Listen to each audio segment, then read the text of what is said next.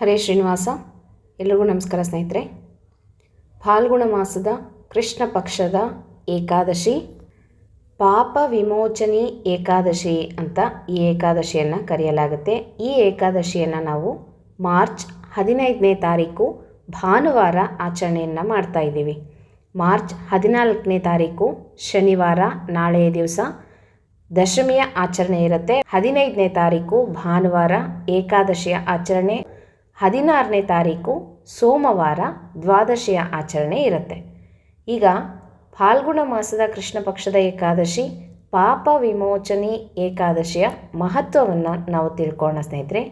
ಈ ಏಕಾದಶಿಯ ಬಗ್ಗೆ ಶ್ರೀಕೃಷ್ಣ ಪರಮಾತ್ಮ ಧರ್ಮರಾಜನಿಗೆ ಹೇಳ್ತಾ ಇದ್ದಾನೆ. ಯಾಕೆ ಈ ಏಕಾದಶಿಗೆ ಪಾಪ ವಿಮೋಚನಿ ಏಕಾದಶಿ ಅಂತ ಕರೀತಾರೆ ಅಂತ ಹೇಳಿಬಿಟ್ಟು ತಿಳಿಸ್ತಾ ಇದ್ದಾನೆ. ಪದ್ಮಪುರಾಣ ಏನು ಹೇಳುತ್ತೆ ಅಂತ ಹೇಳಿ ಕಥೆಯನ್ನು ಕೇಳೋಣ ಸ್ನೇಹಿತರೆ. ಹಿಂದೆ ಮೇಧಾವಿ ಎಂಬಂತಹ ಶಿವನ ಪರಮ ಭಕ್ತನಾದಂಥ ಋಷಿ ಕಾಡಿನಲ್ಲಿ ಸುದೀರ್ಘವಾದಂತಹ ಗಾಢವಾದಂತಹ ತಪಸ್ಸನ್ನು ಮಾಡ್ತಾ ಇರ್ತಾನೆ. ಆ ಒಂದು ತಪಸ್ಸನ್ನು ಮಾಡುವಾಗ ಅಪ್ಸರಾ ಸ್ತ್ರೀಯರು ಅಲ್ಲಿಗೆ ಅಂದರೆ ಕಾಡಿಗೆ ಬಂದುಬಿಟ್ಟು ಶಿವನ ಭಕ್ತನಾದಂತಹ ಮೇಧಾವಿ ಏನಿರ್ತಾನೆ ತಪಸ್ಸನ್ನು ಮಾಡ್ತಾ ಇರೋದನ್ನು ನೋಡ್ತಾರೆ. ಅವನು ತುಂಬ ಆಕರ್ಷಣೀಯವಾಗಿರ್ತಾನೆ, ಚಿರ ಯುವಕ, ಒಳ್ಳೆಯ ರೂಪವಂತನಾಗಿರ್ತಾನೆ.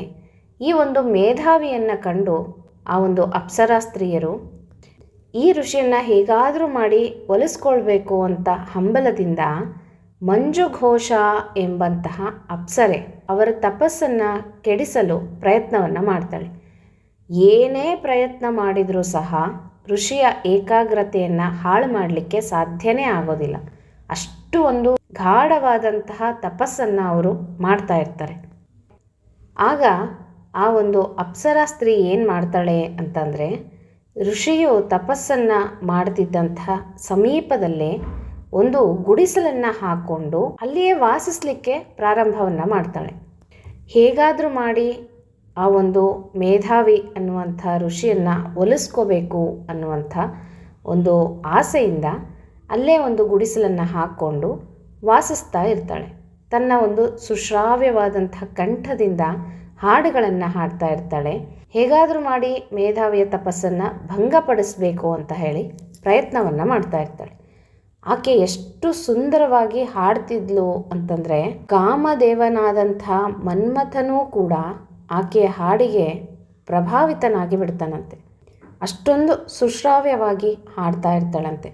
ಆಕೆಗೆ ಸಹಾಯವನ್ನು ಮಾಡಬೇಕು ಅಂತ ಹೇಳಿ ಮನ್ಮಥನೂ ಸಹ ಬರ್ತಾನಂತೆ. ಕಾಮದೇವನು ತನ್ನ ಬಾಣಗಳನ್ನು ಮೇಧಾವಿಯ ಮೇಲೆ ಬಿಡ್ತಾನಂತೆ. ನೋಡ್ರಿ, ಹೇಗಾದರೂ ಮಾಡಿ ತಪಸ್ಸನ್ನು ಭಂಗ ಮಾಡೋಣ ಅಂತ ಹೇಳಿಬಿಟ್ಟು ಆಗ ಮೇಧಾವಿಯ ತಪಸ್ಸು ಭಂಗವಾಗಿ ಹೋಗುತ್ತೆ. ಎಂತಹ ಋಷಿಗಳೇ ಆಗಲಿ, ಎಂಥವರೇ ಆಗಲಿ, ಮನ್ಮಥನ ಬಾಣಕ್ಕೆ ಸೋಲ್ಲೇಬೇಕು ಅಲ್ವಾ. ಕಾಮದ ಬಾಣವನ್ನು ಬಿಡ್ತಾನೆ ಮನ್ಮಥ. ಅಂತಹ ಬಾಣಕ್ಕೆ ಮೇಧಾವಿ ಸೋತು ಬಿಡ್ತಾನೆ. ಸೋತು ತನ್ನ ತಪಸ್ಸನ್ನು ಬಿಟ್ಟು ಬಿಡ್ತಾನೆ. ಮಂಜು ಘೋಷಳನ್ನು ನೋಡ್ತಾನೆ. ಅವಳ ಮೈಮಾಟ, ಮೋಹಕ ನೃತ್ಯ ಹಾಗೂ ಹಾಡು ಇದೆಲ್ಲ ಮೋಡಿಗೆ ಸಿಲುಕಿ ತನ್ನ ತಪಸ್ಸನ್ನು ನಿಲ್ಲಿಸಿ ಮೋಹಪಾಶಕ್ಕೆ ಬಿದ್ದು ಬಿಡ್ತಾನೆ.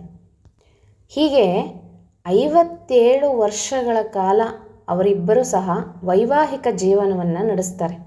ನಂತರ ಮಂಜುಘೋಷ ಮೇಧಾವಿಯಲ್ಲಿ ಆಸಕ್ತಿಯನ್ನು ಕಳೆದುಕೊಳ್ತಾಳಂತೆ. ಆಗ ನೋಡ್ರಿ, ಮೇಧಾವಿಗೆ ಅರಿವಾಯಿತು, ಎಂಥ ಕೆಲಸ ಮಾಡಿಬಿಟ್ಟೆ ನಾನು. ಅಪ್ಸರೆಯ ಕಾಮಕ್ಕಾಗಿ ನನ್ನ ಕರ್ತವ್ಯದಿಂದ ನಾನು ವಿಹಿತನಾಗಿ ಬಿಟ್ನಲ್ಲ ಅಂತ ಹೇಳಿ ಅವನಿಗೆ ಆವಾಗ ಅರಿವಾಗುತ್ತೆ. ನಂತರ ತನ್ನ ತಪ್ಪಿನ ಅರಿವಾದ ಮೇಲೆ ಮತ್ತೆ ತಾನು ಕಳೆದುಕೊಂಡಿದ್ದ ಇಂದ್ರಿಯಗಳನ್ನು ಮರಳಿ ಪಡೀತಾನಂತೆ. ನೋಡ್ರಿ, ತನ್ನ ತಪಸ್ಸನ್ನು ಭಂಗಪಡಿಸಿದಂತಹ ಮಂಜುಘೋಷಳಿಗೆ ಕೊಳಕು ಮಾಟಗಾತಿಯಾಗು ಅಂತ ಹೇಳಿ ಶಾಪವನ್ನು ಕೊಟ್ಟುಬಿಡ್ತಾನೆ. ನಂತರ ಅವಳಿಗೆ ಶಾಪವನ್ನು ಕೊಟ್ಟುಬಿಟ್ಟು ತುಂಬ ದುಃಖಿತನಾಗ್ಬಿಡ್ತಾನೆ ಮೇಧಾವಿ. ಅಲ್ಲಿಂದ ತನ್ನ ತಂದೆಯಾದಂಥ ಚವನ ಋಷಿಗಳ ಆಶ್ರಮಕ್ಕೆ ಬರ್ತಾನೆ.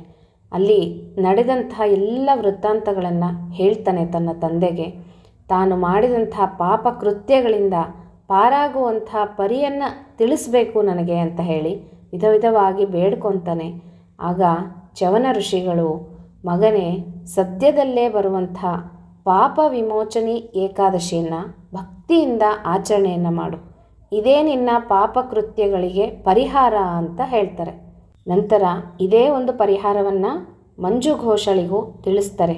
ನಂತರ ಮೇಧಾವಿ ಮತ್ತು ಮಂಜು ಘೋಷ ಇಬ್ಬರು ಸೇರಿಕೊಂಡು ಫಾಲ್ಗುಣ ಮಾಸದ ಕೃಷ್ಣ ಪಕ್ಷದ ಈ ಒಂದು ಏಕಾದಶಿ ಪಾಪ ವಿಮೋಚನಿ ಏಕಾದಶಿಯನ್ನು ಭಕ್ತಿ ಶ್ರದ್ಧೆಗಳಿಂದ ಆಚರಣೆಯನ್ನು ಮಾಡ್ತಾರೆ. ಭಗವಂತ ವಿಷ್ಣುವಿನ ಧ್ಯಾನವನ್ನು ಮಾಡ್ತಾರೆ, ಆರಾಧನೆಯನ್ನು ಮಾಡ್ತಾರೆ. ಇದರಿಂದ ಸಂತೃಪ್ತನಾದಂತಹ ಮಹಾವಿಷ್ಣುವು ಅವರಿಬ್ಬರ ತಪ್ಪುಗಳನ್ನು ಕ್ಷಮಿಸಿ ಮುಕ್ತಿಯನ್ನು ಕೊಡ್ತಾನೆ. ಆದ್ದರಿಂದ ಭೂಲೋಕದಲ್ಲಿ ಆಸ್ತಿಕ ಬಂಧುಗಳು ತಮ್ಮಿಂದ ತಿಳಿದೋ ತಿಳಿದೇನೋ ಆಗಿರುವಂಥ ಮಹಾಪಾಪಗಳಿಂದ ಮುಕ್ತರಾಗಲಿಕ್ಕೆ ಈ ಒಂದು ಪಾಪ ವಿಮೋಚನಿ ಏಕಾದಶಿಯನ್ನು ಎಲ್ಲರೂ ಆಚರಣೆಯನ್ನು ತಪ್ಪದೇ ಮಾಡಬೇಕು. ಯಾಕೆ ಅಂದರೆ ನಾವು ತಿಳಿದು ತಪ್ಪುಗಳನ್ನು ಮಾಡ್ತೀವಿ, ತಿಳಿಯದೆ ತುಂಬ ತಪ್ಪುಗಳನ್ನು ಮಾಡ್ತೀವಿ.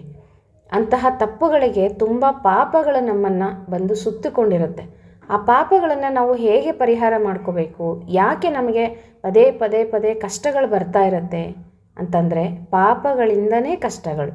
ಪಾಪ ಪರಿಹಾರ ಆದ್ರೇ ನಮ್ಮ ಕಷ್ಟ ಪರಿಹಾರ ಆಗೋದು. ಹಾಗಾಗಿ ಪಾಪಗಳನ್ನು ನಾವು ಹೇಗೆ ಪರಿಹಾರ ಮಾಡ್ಕೋಬೇಕು? ಏಕಾದಶಿ ವ್ರತವನ್ನು ಮಾಡಬೇಕು. ಈ ಒಂದು ವ್ರತಗಳಿಂದನೇ ಪಾಪ ಪರಿಹಾರ ಆಗುತ್ತೆ. ಹಾಗಾಗಿ ಒಂದೊಂದು ಏಕಾದಶಿಗೂ ಒಂದೊಂದು ಹೆಸರಿದೆ, ಒಂದೊಂದು ಏಕಾದಶಿಗೂ ಒಂದೊಂದು ಮಹತ್ವ ಇದೆ. ಇದನ್ನು ನಾವು ಭಕ್ತಿ ಶ್ರದ್ಧೆಗಳಿಂದ ತಿಳಿದು ಆಚರಣೆಯನ್ನು ಮಾಡಿದ್ರೆ ಒಂದೊಂದು ಕಥೆ ಇದೆ ಅಲ್ವಾ? ಒಂದೊಂದು ಏಕಾದಶಿಗೂ ಒಂದೊಂದು ಕಥೆಯನ್ನು ಹೇಳ್ತಾ ಇರ್ತೀನಿ ನಾನು. ಅದನ್ನು ತಿಳ್ಕೊಂಡು ಭಕ್ತಿಯಿಂದ ಭಗವಂತನ ಆರಾಧನೆ, ಧ್ಯಾನ, ಉಪವಾಸ, ಜಾಗರಣೆ ಇದರಿಂದ ಅನಂತ ಪಾಪಗಳನ್ನು ನಾವು ಪರಿಹಾರ ಮಾಡಿಕೊಂಡು ಇಹಲೋಕದಲ್ಲಿ ಸುಖವನ್ನು ಪಡ್ಬೋದು, ಪರಲೋಕದಲ್ಲೂ ಸಹ ನಾವು ಸುಖಿಯಾಗಿ ಇರ್ಬೋದು. ಹಾಗೆ ಅಂತಹ ಒಂದು ಮಹತ್ವವಾದಂಥ ವ್ರತ ಇದು, ಪುಣ್ಯಕರವಾದಂಥ ವ್ರತ. ಇಂತಹ ವ್ರತಕ್ಕೆ ಇನ್ನೊಂದು ವ್ರತ ಇಲ್ಲ, ಸಾಟಿನೇ ಇಲ್ಲ. ಅಂತಹ ವ್ರತ ಇದು ಏಕಾದಶಿ ವ್ರತ. ಹಾಗಾಗಿ ಎಲ್ಲರೂ ತಪ್ಪದೆ ಏಕಾದಶಿ ವ್ರತವನ್ನು ಆಚರಣೆಯನ್ನು ಮಾಡಿರಿ. ಮುಖ್ಯವಾಗಿ ಈ ಪಾಪ ವಿಮೋಚನಿ ಏಕಾದಶಿ ಎಲ್ಲರ ಪಾಪಗಳು ಪರಿಹಾರ ಆಗಬೇಕು. ಹಾಗಾಗಿ ಎಲ್ಲರೂ ಭಾನುವಾರದ ದಿವಸ 15ನೇ ತಾರೀಕು ಪಾಪ ವಿಮೋಚನಿ ಏಕಾದಶಿಯನ್ನು ಆಚರಣೆಯನ್ನು ಮಾಡಿರಿ. 14ನೇ ತಾರೀಕು ನಾಳೆ ಶನಿವಾರ ದಶಮಿಯ ಆಚರಣೆಯನ್ನು ಮಾಡಿರಿ. ಒಂದು ಹೊತ್ತು ಮಾತ್ರ ಅನ್ನವನ್ನು ತಿನ್ನಬೇಕು. ಮತ್ತು ಏಕಾದಶಿ ಪೂರ್ಣ ಉಪವಾಸ, ನಿಮ್ಮ ಆರೋಗ್ಯದ ದೃಷ್ಟಿಯನ್ನು ಗಮನದಲ್ಲಿಟ್ಕೊಂಡು ಉಪವಾಸವನ್ನು ಮಾಡಿರಿ. ಮತ್ತು ದ್ವಾದಶಿ ದಿವಸ ಒಂದು ಹೊತ್ತು ಊಟವನ್ನು ಮಾಡಿ, ಇನ್ನೊಂದು ಹೊತ್ತು ನೀವು ತಿಂಡಿ ಏನಾದರೂ ಫಲಹಾರವನ್ನು ತಿನ್ಬೋದು. ಇನ್ನು ದ್ವಾದಶಿ ಪಾರಣೆಯ ಸಮಯವನ್ನು ತಿಳಿಸ್ತಾ ಇದ್ದೀನಿ. 16ನೇ ತಾರೀಕು ಸೋಮವಾರ ಬೆಳಗ್ಗೆ 6:35 ನಂತರ ಊಟವನ್ನು ಮಾಡ್ಬೋದು.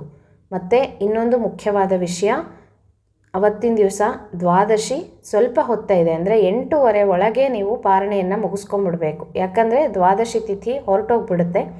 ಹಾಗಾಗಿ 6:35 ನಂತರ 8:30 ಒಳಗೆ ನೀವು ಊಟವನ್ನು ಮಾಡಿದ್ರೆ ಸಾಕಾಗುತ್ತೆ. ಇದಿಷ್ಟು ಪಾಪ ವಿಮೋಚನಿ ಏಕಾದಶಿಯ ಮಹತ್ವ. ಎಲ್ಲರೂ ಭಕ್ತಿ ಶ್ರದ್ಧೆಗಳಿಂದ ಈ ಒಂದು ಪಾಪ ವಿಮೋಚನಿ ಏಕಾದಶಿಯ ಕಥೆಯನ್ನು ಶ್ರವಣವನ್ನು ಮಾಡಿರಿ. ನಂತರ ನೀವು ಸಹ ಆಚರಣೆಯನ್ನು ಮಾಡಿರಿ. ಭಗವಂತ ವಿಷ್ಣುವಿನ ಆರಾಧನೆಯನ್ನು ಮಾಡಿರಿ. ಎಲ್ಲರಿಗೂ ಶುಭ ಆಗಲಿ ಅಂತ ಹೇಳ್ತಾ ಮುಂದಿನ ವಿಡಿಯೋ ಒಟ್ಟಿಗೆ ಮತ್ತೆ ಸಿಗ್ತೀನಿ. ಹರೇ ಶ್ರೀನಿವಾಸ.